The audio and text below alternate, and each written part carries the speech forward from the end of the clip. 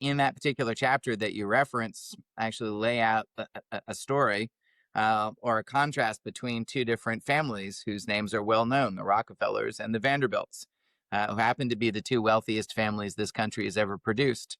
And yet, those families had very different trajectories. I would suggest that the Rockefellers were successful with their wealth, and the Vanderbilts were not.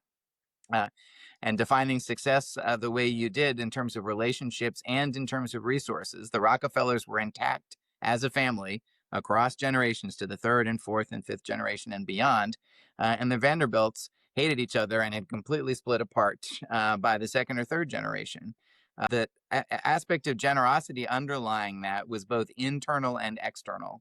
So the Rockefellers were generous to each other. They cared about the subsequent generations. They invested in nurturing and developing them in thoughtful ways. Each generation looked to the next as an opportunity to continue on doing the good work that the family had felt called to. And likewise, in terms of money, they didn't just lavishly spend on themselves.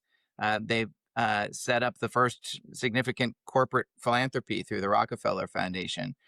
They bought vast amounts of land in America and donated it to what are now some of our most beautiful national parks from Maine to Hawaii, and did many other things that deliberately used resources in a way that were productive and beneficial to others.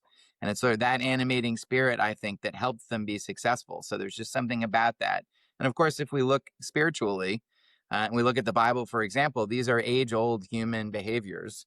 And you don't have to look farther than Scripture to see examples of similar patterns developing.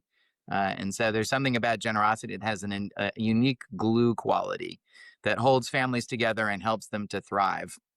And so it's something I think that's worth everyone, regardless of how much money you have. You don't have to be a Rockefeller to benefit from the same approach to money and to family relationships as well.